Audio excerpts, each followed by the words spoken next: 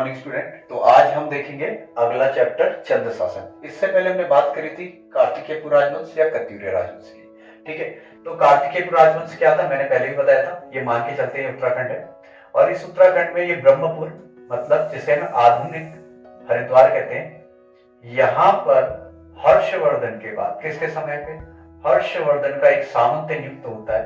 एक सामंत नियुक्त होता है जिसका नाम क्या है, यशोवर्मन है। जिसका नाम क्या है, यशोवर्मन।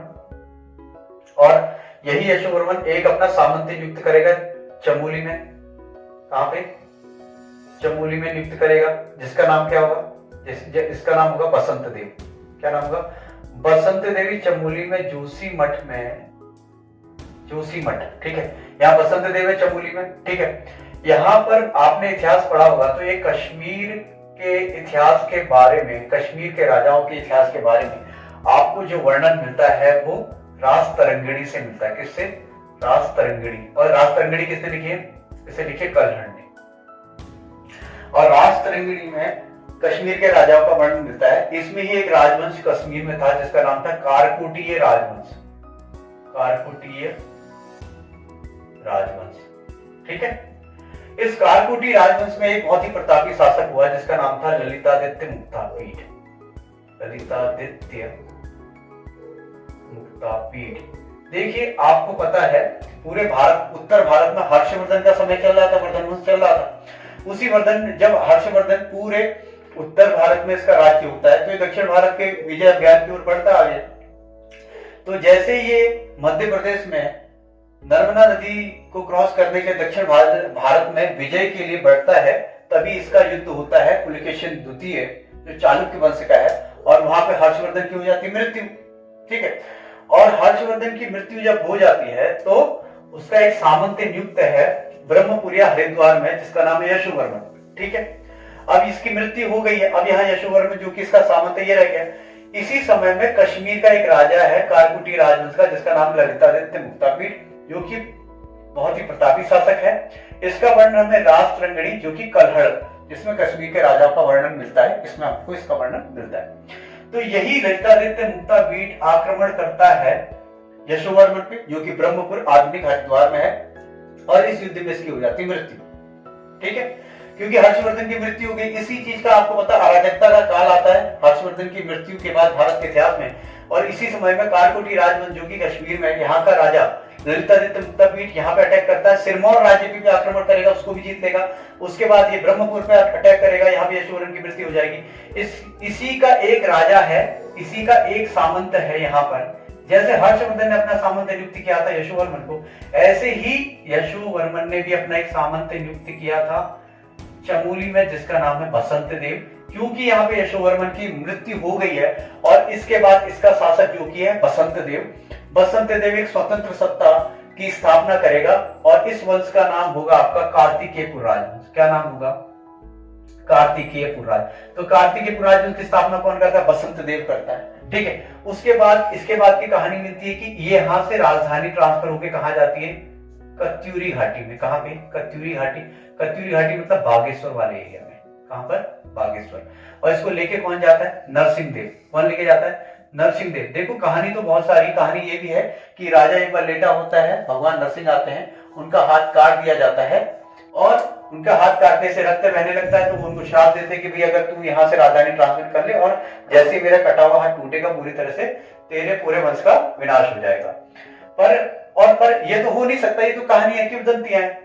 हालांकि इन्होंने अपनी राजधानी जो स्थानांतरित की थी जोशीमठ से कत्यूरी घाटी में, उसका मुख्य कारण क्या था, सुरक्षा की दृष्टि से। देखिए इधर भूटांतिक राजा आपको पता होगा उस वक्त आक्रमण कर रहे थे, इधर से ये कश्मीर के राजा का भी आक्रमण हो चुका, भी इसका सामंत, इसका जो राजा है यशोवर्मन, उसकी भी मृत्यु हुई। तो एक ऐसी स्थिति सुरक्षा की दृष्टि से, शायद कई सारे ऐड करते, सुरक्षा की दृष्टि से इसने अपनी राजधानी कहां लेके चला गया, कत्यूर घाटी। और कत्यूर घाटी में आने के बाद जो कार्तिकेयपुर राजवंश है, देखिए कई जो यशवंत सिंह कटोच है, यशवंत सिंह कटोच क्या कहते हैं,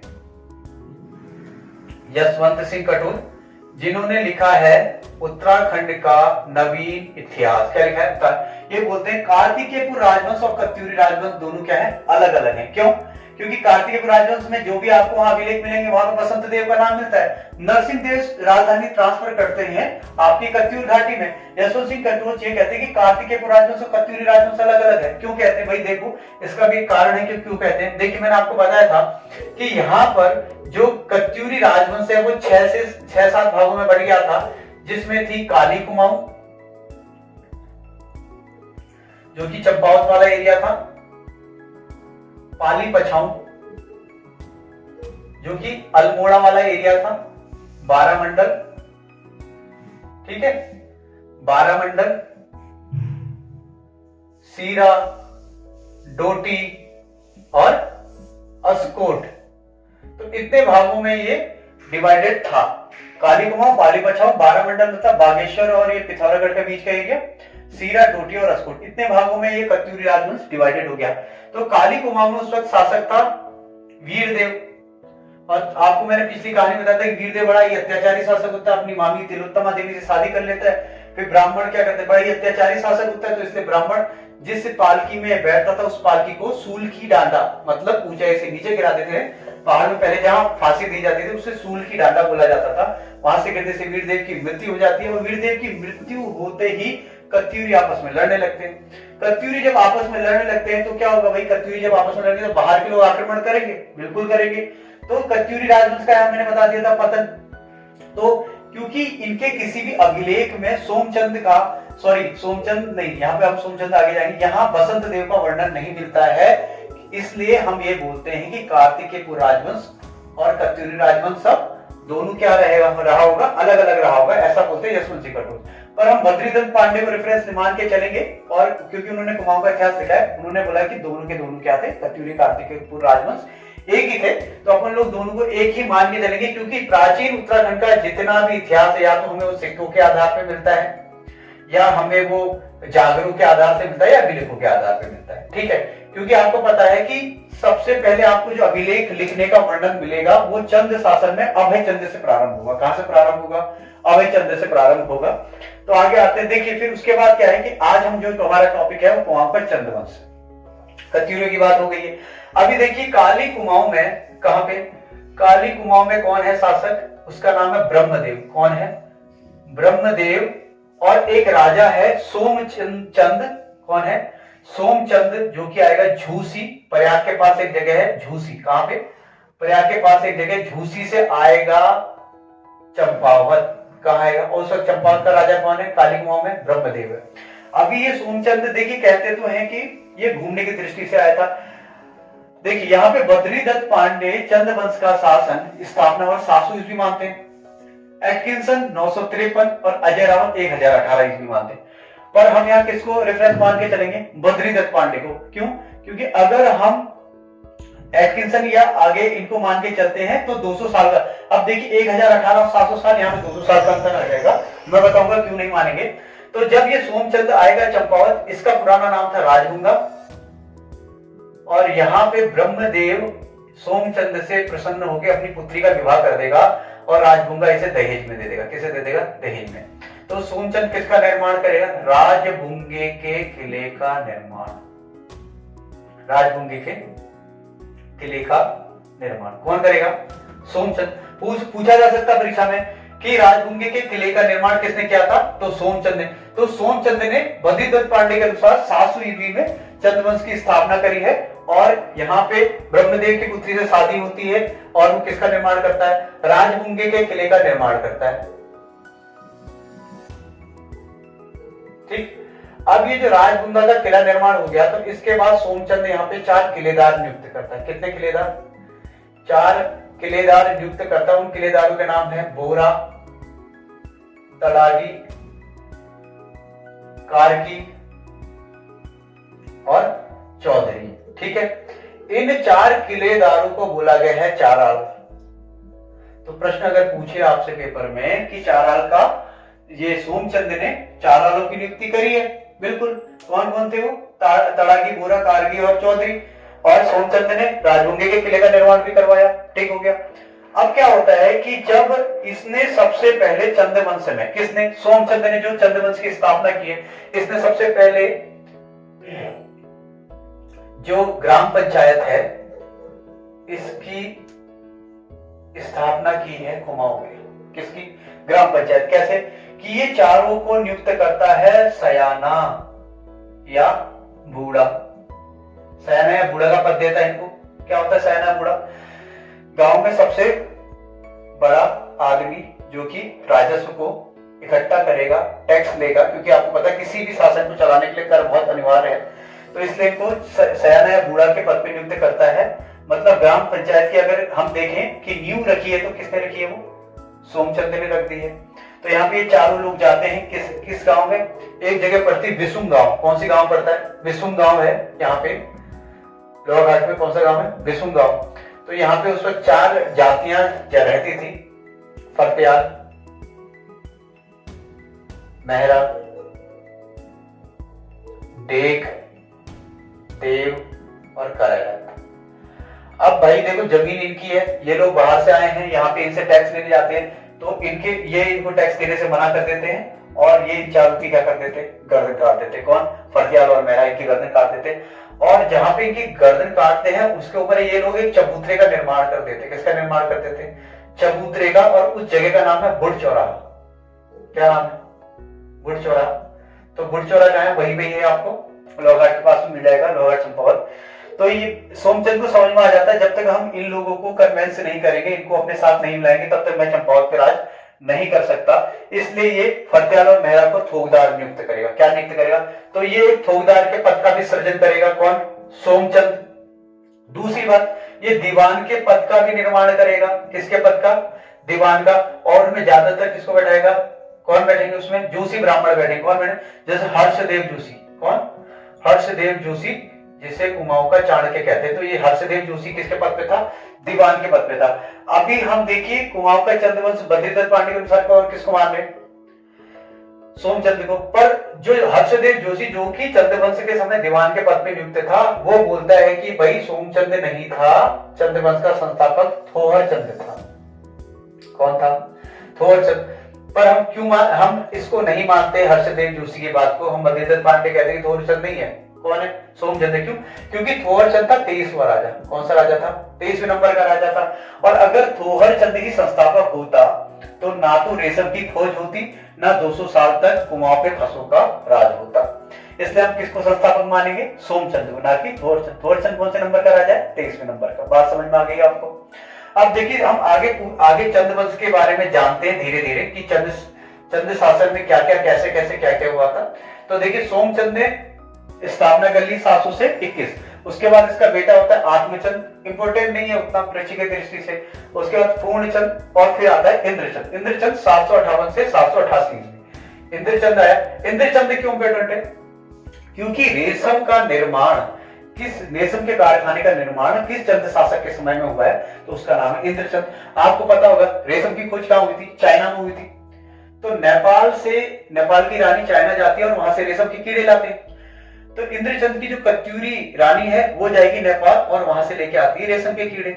पर उस वर्ष क्या होता है कि रेशम अच्छा खासा होता नहीं है, बहुत बड़ा। तो वहां पे बोलते हैं भाई कि रेशम हो नहीं रहा है, रेशम हो ही नहीं रहा, क्या किया जाए? तो झूठ बोलने की प्रथा चलती है। कौन सी प्रथा चलती है? झूठ बोलने की प्रथा चलती है। किसके समय में चलती है? चंद्र शासक इंद्रचंद के समय। उसको बोला गया पटरंग की प्रथा। किसकी प्रथा? पटरंग की प्रथा। पटरंग की प्रथा क्या है? किसके समय में? इंद्रचंद के समय में। रेशम की खोज किसके समय में हुई?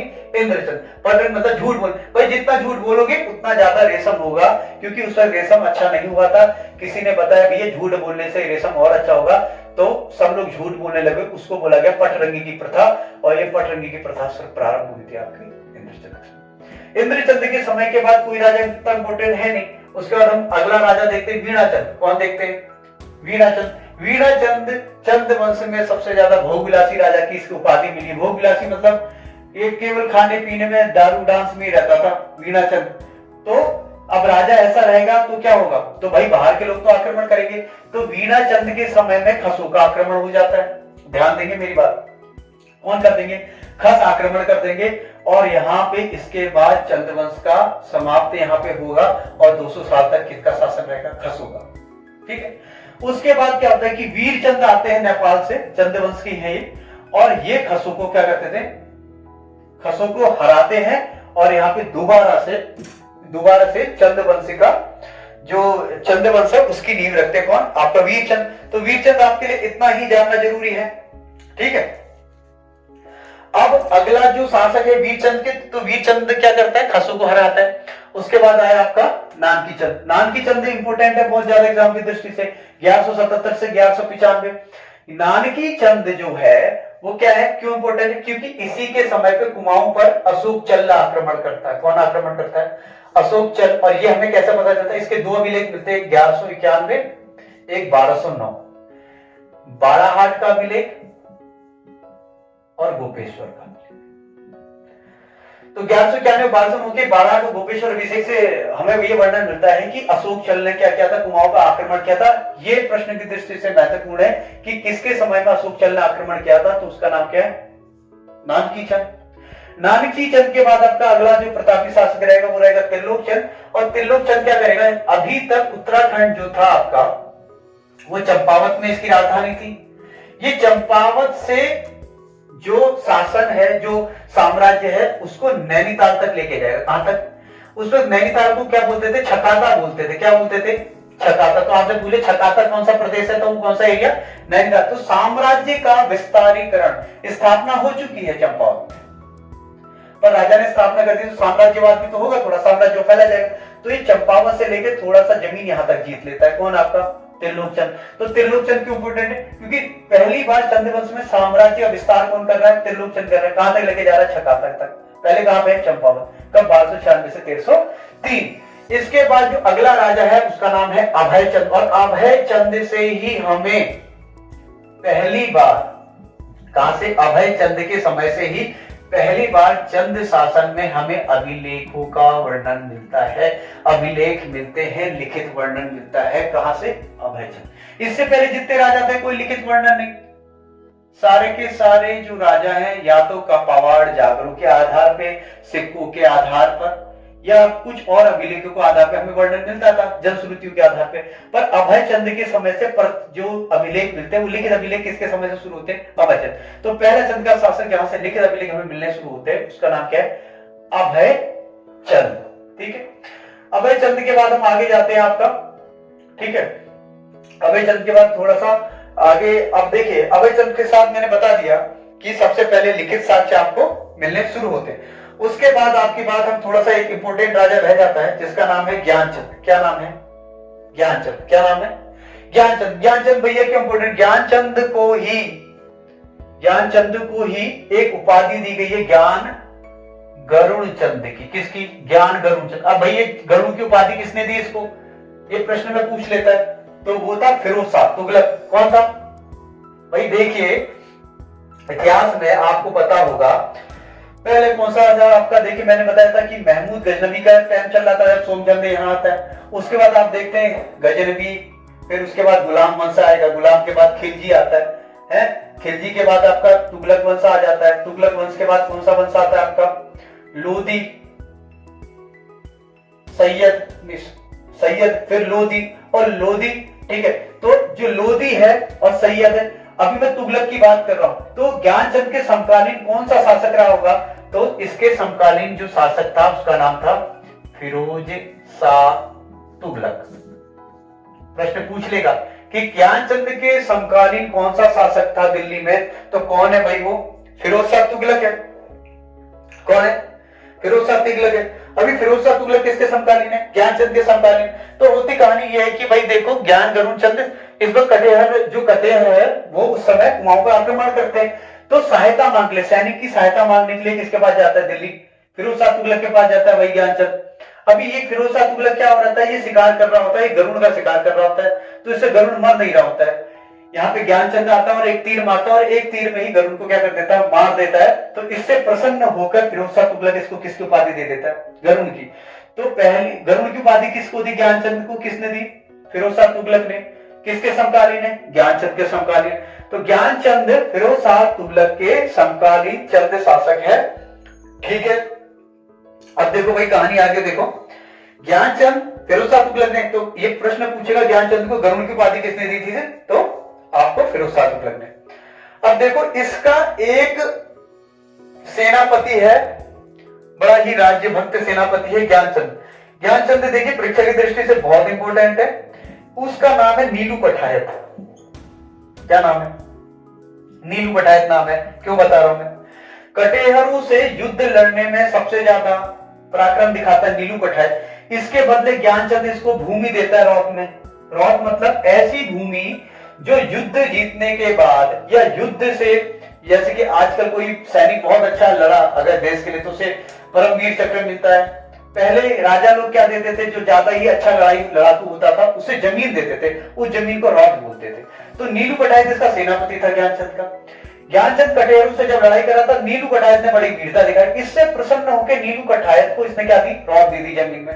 पर बाद में ज्ञानचंद इसको मरवा देता है। किसको? नीलू पठायत को मरवा देगा और इसके बच्चों की आंखें फोड़वा देता है। कौन? ज्ञानचंद। जबकि ज्ञान जैसे कि माधो सिंह भंडारी, लोधी सिंह रिकोला, बनवारी दास का वर्णन हम देखेंगे परमार शासक में, महीपति शाह में राजभक्ति के लिए, ऐसे ही कुमाऊं में राजभक्ति के मामले में जिसका नाम लिया जाता वो है नीलू पठायत। पर देखो भाई ज्ञानचंद ने क्या किया? इसके खिलाफ षड्यंत्र होता है राजमहल में नीलू पठायत के खिलाफ। ज्ञानचंद के कान भरे जाते हैं और ज्ञानचंद इसको क्या कर देता है? मरवा देता है। इसको रौत जमीन देता है और एक उपाधि भी नीलू पठायत को देता है, कुमैया खिल्लत की। किसकी उपाधि देता है? कुमैया खिल्लत की उपाधि किसे दी गई भाई बताओ? नीलू पठायत को। और पर बाद में ज्ञानचंद दूसरों के मंत्रीगणों की बात पे आके नीलू पठायत को मरवा देता है और उसके पुत्रों की आंखें फुड़वा देता है। पर आपसे प्रश्न पूछेगा नीलू पठायत भैया किसकी उपाधि दी गई है? कुमैया खिल्लत की, क्योंकि ये जो कटेहर है उनसे लड़ने में मदद करता है। उसके बाद देखो भाई ज्ञानचंद हो गया और ज्ञानचंद अपने आप को, जो गरुड़ ज्ञानचंद है, भगवान नारायण का अवतार बताता है। किसका अवतार बताता है? भगवान नारायण का अवतार बताता है। और इसके राज के चिन्ह में भी किसका फोटो लगा पड़ा है? गरुड़ का फोटो लगा। किसका फोटो लगा भाई? कहता है मैं नारायण का अवतार। ज्ञानचंद के बाद आता है हरिचंद। कौन आता है? हरिचंद। हरिचंद इंपोर्टेंट नहीं, उसका बेटा आता है। फिर कौन आपका अगला राजा है? उद्यानचंद। कौन सा राजा है? उद्यानचंद। अब देखो भाई ज्ञान गरुड़ चंद ने क्या किया? ज्ञान गरुड़ चंद ने क्या किया? अपने ही राजभक्त सेनापति जो कि नीलू पठायत है, जिसे कुमैया खिल्लत की उपाधि दी थी और रौत जमीन, उसकी आंखें फुड़वा दी, उसके बच्चों को मरवा दिया। अभी इसके दादा ने बड़ा बुरा काम किया नहीं किया? तो अपने दादा की इस कमी को दूर करने के लिए केवल उद्यानचंद पूरे जीवन भर प्रायश्चित करता रहता है। क्या करता रहता है? कि भाई बहुत गलत किया उसने। तो अगर चंद्रवंश में प्रायश्चित करने वाला राजा बोला जाता है तो वो बोला जाता है किसको? उद्यानचंद को। कैसा शासक है? और ये बालेश्वर मंदिर का भी निर्माण करवाया। किसका निर्माण करवाता है? बालेश्वर मंदिर कहाँ है? चंपावत में। तो ध्यानचंद किसका निर्माण करता है? बालेश्वर मंदिर का निर्माण करता है और इसको प्रायश्चित करने वाला राजा कहते हैं। और इसके बाद हम देखते हैं विक्रमचंद। विक्रमचंद क्या है? विक्रमचंद भी चंद वंश में विलासी भोग विलासी राजा है और उसी का भतीजा है भारती चंद, जो कि बहुत इंपोर्टेंट होने वाला आपके लिए। क्यों? देखो विक्रमचंद बड़ा भोग विलासी राजा है और इसका भतीजा है भारती चंद। अभी तक भारती चंद से पहले जितने भी शासक हुए हैं, मैंने बोला है वो सबके सब मांडलिक राजा थे। कैसे राजा थे? मांडलिक राजा थे। मतलब ये ड्यूटी के राजा को टैक्स पे किया करते थे, कर दिया। पर भारती चंद ने टैक्स पे नहीं किया भाई। पहले तो ये विक्रमचंद को हटाता है गद्दी से और राजा बनता है इसका ही भतीजा, विक्रमचंद का भतीजा भारती। विक्रमचंद तो बड़ा ही भोग विलासी राजा है, तो इसके बाद आता है भारती। तो पहली बार चंद वंश में स्वतंत्र राजा, कौन सा राजा? स्वतंत्र राजा। ठीक है, स्वतंत्र राजा रहेगा भारती चंद और यही भारती चंद आक्रमण करेगा ड्यूटी राजा। अभी तक जितने भी शासक हुए हैं वो सब मांडलिक राजा ड्यूटी के राजा को क्या देते थे? टैक्स देते थे। पर भारती चंद क्या करेगा? ड्यूटी राज्य पे आक्रमण कर दे। किसका भतीजा है? विक्रमचंद का भतीजा है। ठीक है, तो पहला स्वतंत्र शासक अगर हम चंद्रवंश में देखेंगे तो उसका नाम है भारती चंद। ठीक है, तो पहले तो ये क्या करेगा? पहले ये ड्यूटी पे आक्रमण करेगा और इस वक्त शासक है यहाँ का जयमल। कौन सा है? जयमल। भारती चंद इसको हरा देगा युद्ध में। किसको? जयमल को युद्ध में हरा देगा। उसके बाद क्या करेगा? ये सोर का राजा, बम राजा विजयमल, एक सोर का राजा है, राजा सोर के राजा को क्या कहते थे पहले? बम राजा। तो विजय बम एक राजा है यहाँ पे, इसको हराएगा भारती चंद। पहले किस पर आक्रमण के? डोटी। उसमें कौन है? जयमल। दूसरी बार आक्रमण कहा किया इसने? सोर के राजा पे, और वहां पे राजा कौन है? विजय बम। इसको भी हरा देगा। तो दोनों राजा को हरा दिया किसने? भारती चंद ने। पूरे चंद वंश में भारती चंद सबसे लंबे समय तक युद्ध करने वाला चंद शासक है। ये युद्ध करता है भाई देखो 12 वर्षों तक। कब तक? 12 वर्षों तक। तो सबसे लंबे समय तक देखो भाई ये युद्धों में ही है। पहले डोटी को जीता, फिर सोर राज्य को जीता, उसके बाद ये सीरा को भी जीत जाता है। कहां पे? सीरा। सीरा पे भी अटैक करेगा और इसको भी जीत जाएगा। लगातार युद्धों में ये बिजी है। तो 12 अगर पूछे सबसे लंबे समय तक कौन सा चंद शासक युद्ध में लगा हुआ है तो उसका नाम क्या है? भारती चंद भाई।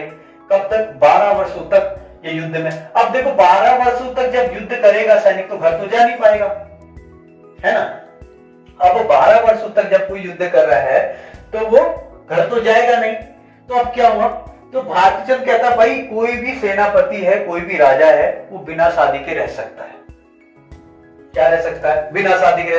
आप किसी भी औरत को अपने साथ, उसको बोला गया कट्टकाली की प्रथा। कट्टकाली की प्रथा। तो भाई प्रश्न पूछेगा कट्टकाली की प्रथा किसके समय काल में आरंभ हुई है? तो वो कौन है? भारती चंद। सबसे पहला स्वतंत्र शासक कौन है? भारती चंद। पहली बार डोटी को टैक्स देने से मना किया? भारती चंद। आक्रमण किसने किया डोटी राज्य नेपाल वाले पे? भारती चंद। और कट्टकाली की प्रथा किसने शुरू की? भारती। मतलब कट्टकाली। देखिए 12 वर्ष तक कोई घर नहीं के युद्ध कर रहा है तो इसने बोला भाई जो जहां रहना चाहता है, जिस औरत को अपने साथ बिना शादी के रखना चाहता है रख सकता है, उसी को बोला गया कट्टकाली की प्रथा। और इसी से एक नई जाति बनी नायक जाति। तो नायक जाति के निर्माण का जो श्रेय जाता है वो किसको जाता है? भारती चंद को। इसको भाई देखो ना, नायक जाति जो थी क्योंकि अवैध संतानें थी इसलिए समाज में इनको सम्मान की दृष्टि से नहीं देखा जाता था। बाद में कुमाऊं मंडल जो विकास परिषद है उन्होंने इनके उत्थान के लिए बहुत कार्यक्रम चलाए। नायक जाति में जितनी भी लड़कियां हैं उनकी शिक्षा, चिकित्सा, इनकी व्यवस्था करवाई। तो भारती चंद की वजह से एक नई जाति का निर्माण हुआ, नायक जाति। जो राजा, जो सैनिक गए हुए नहीं थे तो वो बिना विवाह के रहे। तो सबसे लंबे समय तक युद्ध किसके समय में हुआ? भारती चंद के समय में। ठीक है। उसके बाद देखिए भारती चंद और कट्टकाली की प्रथा भी किसके समय में शुरू हुई? पेपर की दृष्टि से बड़ा इंपोर्टेंट है। भारती चंद के बाद अगला शासक कौन है? इसी का बेटा रतन चंद। और रतन चंद किस लिए इंपोर्टेंट है? केवल भूमि बंदोबस्त। क्या? तो पहली बार भूमि बंदोबस्त अगर चंद शासन में किसके समय में किसने प्रारंभ किए तो उसका नाम क्या है? रतन चंद। जैसे कि पहले चलता था ना नाली, एक नाली, ठीक है, मुट्ठी, ठीक है। तो ये जो नाली नापने की, जो भूमि को पैमाइश, भूमि को नापने की जो प्रथा प्रारंभ हुई है चंद शासन में, वो है रतन चंद। पेपर में केवल इतना पूछा जाएगा कि किस चंद शासन के समय में भूमि बंदोबस्त या भूमि की नपाई की प्रथा शुरू हुई है, किसने प्रारंभ की? तो उसका नाम क्या है? रतन चंद। इसके बाद हम बड़ा प्रतापी शासक देखेंगे जिसका नाम होगा कीर्तिचंद। ये अगले लेक्चर में देखेंगे। Thank you.